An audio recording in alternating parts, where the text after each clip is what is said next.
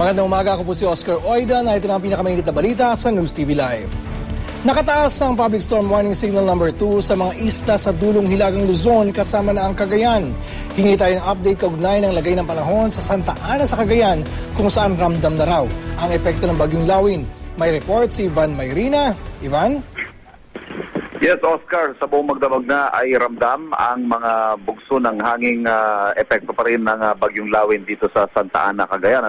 Pagdating natin dito, dakong alas 2:30 ng umaga, ay sinalubong tayo ng mga bugso ng hangin at gayon din ang malalakas na bugso ng ulan dito sa Santa Ana, Cagayan. Ang mga tao rito, Oscar, sanay sa mga bagyo dahil maituturing na gateway itong extreme northern Luzon na mga bagyo buong taon. At tinalian na nga nila ang kanilang mga bahay dahil sa inaasahang bugso ng hangin na posibleng makapinsala sa kanilang mga kabahayan. Pero ang magandang balita, Oscar, sa ngayon, wala pa tayong nakukuhang report ng mga pinsala sa mga bahagi ng Santa Ana. Ang pinakamalaking perwisyo idinudulot nitong bagyong Lawin sa kanila ay ang pagkawala ng kanilang kabuhayan dahil sa nakalipas na 5 araw ay hindi na makapalaot ang mga mangingisda at nawalan nga sila ng kabuhayan at hanggat nananatili sa Philippine Area of Responsibility ang bagyo ay hindi sila makakapalaot.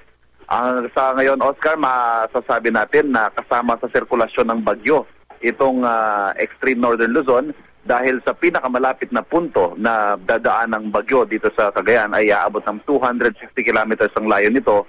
Pero dahil nga napakalaki at 800 kilometers ang lawak nitong bagyo, ay puspusan ng paghahanda ng lokal na pamahalaan para sa posibleng pananalasa ng bagyong Lawin ngayong araw na ito. At yan ang latest mula dito sa Santa Ana, Cagayan. Balik sa iyo, Oscar.